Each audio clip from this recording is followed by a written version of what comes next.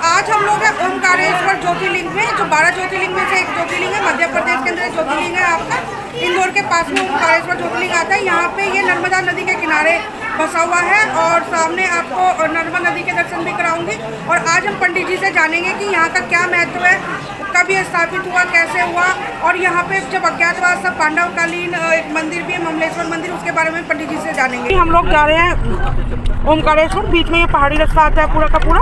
View बहुत अच्छा है, वेदर बहुत अच्छा, आप सामने जैसे देख रहे हैं। और अभी आगे ओमकारेश्वर में कैसी पहाड़ी है, कैसा वेदर है, वो मैं आगे का दिखाऊंगी आपको। जय ओमकारेश्वर, भगवान शिव शंकर के 12 ज्योतिर्लिंग, जहां भगवान शिव साक्षात समाये हुए हैं। उन ज्योतिर्लिंग के अंदर भगवान शिव के साक्षात दर्शन होते हैं। एक ऐसा ही ज्योतिर्लिंग 12 ज्योतिर्लिंग में से चौथे नंबर का ज्योतिर्लिंग जो है ओमकारेश्वर ज्योतिर्लिंग, जो बसा हुआ है नर्मदा नदी के किनारे खंडवा जिले के अंदर, और जहाँ पर पर्वत ओम आकार बनाता है और नदी भी ओम का आकार बनाती है। ऐसे ही उस स्थान की बात, ऐसे ही भगवान शिव नगरी के उस ज्योतिर्लिंग की बात करेंगे जो शिवपुरी के नाम से जाना जाता है। या ठीक है, हम वहाँ के जो राजा थे मानदाता, जिन्होंने भगवान शिव की तपस्या की और बहुत समय के बाद जब तपस्या करने के बाद भगवान शिव प्रसन्न हुए तो उनके नाम पे से मानदाता पर्वत भी बोला जाता है। तो या तो आप शिवपुरी कहें या मानदाता पर्वत कहें या ओमकारेश्वर कहें, एक ही बात है। ओमकारेश्वर यानी कि मध्य प्रदेश के खंडवा जिले नर्मदा नदी के किनारे ओमकारेश्वर ज्योतिर्लिंग के दर्शन तभी पूर्ण माने जाते हैं जब ममलेश्वर ज्योतिर्लिंग है। उसे ममलेश्वर से जुड़ी हुई क्या कथा है वो भी मैं आपको अंत में ज़रूर बताऊंगी। सबसे पहले बात करते हैं कि हम लोग अगर भगवान ओमकारेश्वर शिव शंकर, त्रिनेत्रधारी शिव शंकर भगवान कैलाशपति के अगर दर्शन करने के लिए हम प्लान कर रहे हैं, तो सबसे पहले आप अगर महाकाल आए हैं, महाकाल से लगभग आपका 132 किलोमीटर, और अगर इंदौर से बात करते हैं 83 किलोमीटर, और नागपुर से अगर हम लोग बात करते हैं लगभग ठीक है आपका 450 से 500 किलोमीटर, और मुंबई से बात करते हैं तो हम लोग ये लगभग ठीक है 600 किलोमीटर के अंदर आपका ये लोकेशन आती है। महाकाल से यहाँ पर आपको डायरेक्ट ट्रांसपोर्टेशन है, बसेज मिल जाती हैं, इंदौर से भी बसेज मिल जाती है आपको ओमकारेश्वर जाने के लिए। और जहाँ बस स्टैंड है वहाँ से 10-10 रुपये ऑटो वाला लेकर आपको वहाँ ओमकारेश्वर ज्योतिर्लिंग में छोड़ देता है। कुछ हिस्सा इसका प्लेन में है और कुछ हिस्सा आपका इसका पहाड़ी के ऊपर है। अब बात करते हैं हम लोग सबसे पहले ओमकारेश्वर ज्योतिर्लिंग है जो नर्मदा नदी के उत्तरी छोर पर बना हुआ है, पर्वत के ऊपर बना हुआ है। पहले यहाँ पर जाने के लिए 2 मार्ग थे, एक नदी और अभी एक नया मार्ग बना है जो नदी के ऊपर पुल बना है, उसे क्रॉस करके आप जा सकते हैं। दूसरा छोर यानी कि ठीक है ममलेश्वर जो ज्योतिर्लिंग है, ममलेश्वर ज्योतिर्लिंग से जुड़ी हुई क्या कथा है वो मैं आपको ज़रूर बताऊंगी, अंत तक आप वीडियो पे बने रहे। तो ममलेश्वर ज्योतिर्लिंग है वो नर्मदा नदी के दक्षिण छोर पर बसा हुआ है।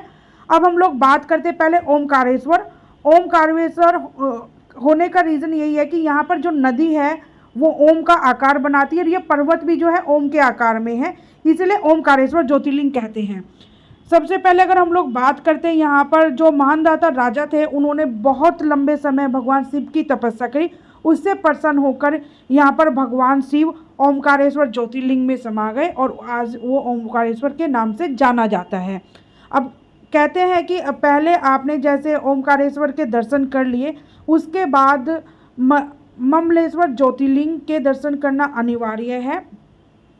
तो ममलेश्वर ज्योतिर्लिंग से जुड़ी हुई कथा ये है कि प्राचीन काल यानी कि पुराने समय में जब मेरु जो 2 पर्वत थे, जिसमें से विंध्याचल एक पर्वत था, जब नारायण जी यहाँ पर यानी कि नारद जी जब यहाँ पर आए और विंध्याचल जी से मिलने, तो उन्होंने कहा कि मैं सब कुछ संपन्न हूँ, सब कुछ है, मेरे पास किसी चीज़ की कमी नहीं है।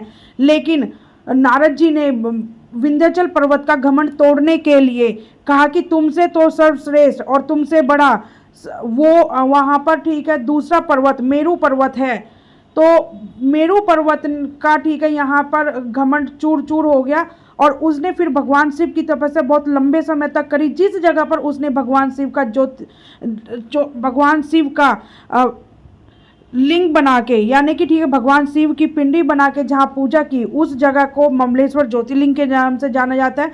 तो भगवान शिव प्रसन्न हुए और विंध्याचल पर्वत से उससे आशीर्वाद मांगा कि हे प्रभु, यदि आप मेरी भक्ति से प्रसन्न हैं तो आप यहाँ पर ज्योति रूप में आप रहें, और जब भी कोई आप भक्त आपके दर्शन करने आए तो उसके दर्शन तभी पूर्ण हो जब वो ठीक है पहले ओमकारेश्वर फिर ममलेश्वर के ज्योति रूप के दर्शन करें।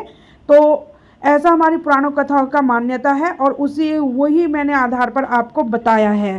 कहते हैं कि ठीक है, ये जो मंदिर है विंध्याचल पर्वत जो ओमकारेश्वर है, विंध्याचल पर्वत ने ठीक है पूजा की थी, इसलिए इसको ममलेश्वर कहा गया। और दूसरा ज्योतिर्लिंग जो मानदाता राजा थे उन्होंने पूजा की थी, वहाँ पर बना हुआ है। तो इस तरीके से जो ओमकारेश्वर ज्योतिर्लिंग है वो पूरा होता है। अब हम लोग बात करते हैं कि यहाँ पर आप किसी भी समय आ सकते हैं, और यहाँ से आप अगर किसी भी छोर से आ रहे हैं, आप डायरेक्ट अगर महाकाल की नगरी आ रहे हैं, महाकाल से आप सीधा ये मध्य प्रदेश में ठीक है आप पहले सबसे पहले दर्शन कीजिए महाकाल के राजा, आप महाकाल के दर्शन कीजिए। उसके बाद महाकाल की नगरी घूमने के बाद आपको वहाँ पे बाहर और अंदर दो जगह आप घूम सकते हैं। महाकाल के दर्शन करने के बाद वहाँ पर आपका भैरव बाबा मंदिर है, हरसिद्धि माता मंदिर है, विक्रम का टीला है, और इसके अलावा फिर हम लोग बात करते हैं श्री राम मंदिर है, सिप्रा नदी है अगर उज्जैन में आप घूमने का प्लान कर रहे हैं। उसके साथ साथ फिर आप ठीक है वहाँ पर गणेश जी है, बड़े गणेश जी है, और एक सीता माता ने मंदिर बनाया था जहाँ पर गणपति बाबा के 3 रूपों के दर्शन होंगे, जहाँ पे आपको इच्छा पूर्ण और आपका चिंतामन गणेश और आपके यहाँ पर दर्शन होंगे जो माता सीता ने स्थापित किया था मंदिर। उसके बाद आप अगले दिन का प्लान कीजिए ओमकारेश्वर ज्योतिर्लिंग। जो ओमकारेश्वर ज्योतिर्लिंग है वहाँ से आपको महाकाल नगरी से ही बसेस मिल जाएगी जो 350 से 500 रुपये के बीच में आपको वहाँ पे किराया लेगी। अब हम लोग आ पहुँचे हैं महाकाल की नगरी से ठीक है ओमकारेश्वर से अब हम लोग जा रहे हैं ठीक है ममलेश्वर ज्योतिर्लिंग की तरफ। ममलेश्वर ज्योतिर्लिंग के दर्शन अब अगर आप राइट लेते हैं तो राइट पे ठीक है नर्मदा नदी के किनारे आप लोग स्नान कर सकते हैं। वहाँ से ठीक है आप ओमकारेश्वर ज्योतिर्लिंग के लिए भी जा सकते हैं। जैसे मैंने बताया कि 2 मार्ग है, एक मार्ग आप पुल के ऊपर से जा सकते हैं, दूसरा मार्ग जो है आप नदी से बोट से भी जा सकते हैं। अगर आप सीधे जाएं तो वहाँ पर ममलेश्वर ज्योतिर्लिंग के दर्शन होंगे आपको, और अगर ठीक है लेफ़्ट जाएंगे तो आपको ओमकारेश्वर ज्योतिर्लिंग के दर्शन होंगे। कहते हैं कि भगवान शिव शंकर एक ऐसे भगवान हैं जो जल के लोटे मात्र से ही प्रसन्न हो जाते हैं। उन्हें किसी फल फूल मेवा या प्रसाद की आवश्यकता नहीं है। भगवान शिव शंकर के 12 ज्योतिर्लिंग कौन कौन से हैं और आपने किस किस ज्योतिर्लिंग के दर्शन किए हैं आप हमें ज़रूर बताएं। आपने कब भगवान शिव शंकर के 12 ज्योतिर्लिंग में से किस किस के दर्शन किए? यदि आप भी यहाँ पर इस ज्योतिर्लिंग पर दर्शन किए तो आपने कब किए थे, आप हमें वीडियो में ज़रूर बताएं। और भगवान शिव शंकर के हर ज्योतिर्लिंग के आप वीडियो हमारे YouTube चैनल पे जाके देख सकते हैं, जिसमें ठीक है आपको केदारनाथ, आपको काठमांडू में भगवान पशुपतिनाथ, ओमकारेश्वर, महाकाल, इन सब के दर्शन करने को मिलेंगे। इसके अलावा अगर आप सोमनाथ के, नागेश्वर ज्योतिर्लिंग के, सभी के दर्शन करने के लिए मिलेंगे। अब हम लोग आ पहुँचे हैं ममलेश्वर ज्योतिर्लिंग में। ममलेश्वर ज्योतिर्लिंग के ये प्रवेश द्वार है। यहाँ से ठीक है आपका ये कहते हैं कि ठीक है ये बना जब विंध्याचल ने पूजा की थी उसके बाद, और बाद में जब पूर्ण निर्माण किया गया, पूर्ण निर्माण इनका पांडव ने किया था अज्ञातवास के समय। तो दोनों ही कथा प्रचलित है, दोनों ही कथा इससे जुड़ी हुई है। तो आप भी जब यहाँ पर दर्शन के लिए आएँ तो भगवान शिव शंकर की कृपा प्राप्त करें, भगवान शिव शंकर के दर्शन करें, और लोगों को भी बताएं कि यदि वो भगवान शिव शंकर के दर्शन करना चाहते हैं किस तरीके से जाएं। पहले वो ओमकारेश्वर ज्योतिर्लिंग के दर्शन करें, फिर उसके बाद वो ममलेश्वर ज्योतिर्लिंग के दर्शन करें, और उसके अलावा बाकी हमारे जितने ज्योतिर्लिंग हैं यानी कि 12 ज्योतिर्लिंग में से एक एक करके हिंदू धर्म के अनुसार 12 ज्योतिर्लिंगों के दर्शन करें हमारे। फिर 51 शक्तिपीठ है, 51 शक्तिपीठों के दर्शन करें, और छोटी 4 धाम यात्रा, बड़ी 4 धाम यात्रा दोनों के दर्शन करें। ये वो ज्योतिर्लिंग है अब जहाँ पर ये विंध्याचल पर्वत ने पूजा की थी बैठ के। तो ये वो जगह है जहाँ पे मैं आपको पिंडी स्वरूप में भगवान शिव शंकर के दर्शन करा रही हूँ। इसी जगह पे पांडव ने ये पूर्ण निर्माण किया था और विंध्याचल पर्वत ने पूजा की थी। ये पूरे प्रांगण की मैं आपको परिक्रमा करवा रही हूँ। तो बोलिए भगवान शिव शंकर की जय। बोले ओम नमः शिवाय, ओम नमः शिवाय।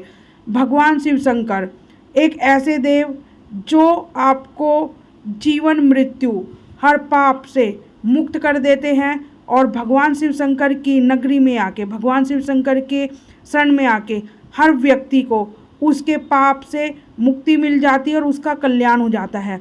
आप भी भगवान शिव शंकर के सभी ज्योतिर्लिंगों के, उसके अलावा सभी मंदिरों के आप दर्शन कीजिए, और भगवान शिव शंकर को आप अगर मात्र ठीक है जल का लोटा भी चढ़ाएंगे तो वो प्रसन्न हो जाएंगे। भगवान शिव शंकर एक ऐसे भगवान जो आपके मात्र जल का लोटा चढ़ाने से प्रसन्न हो जाते हैं।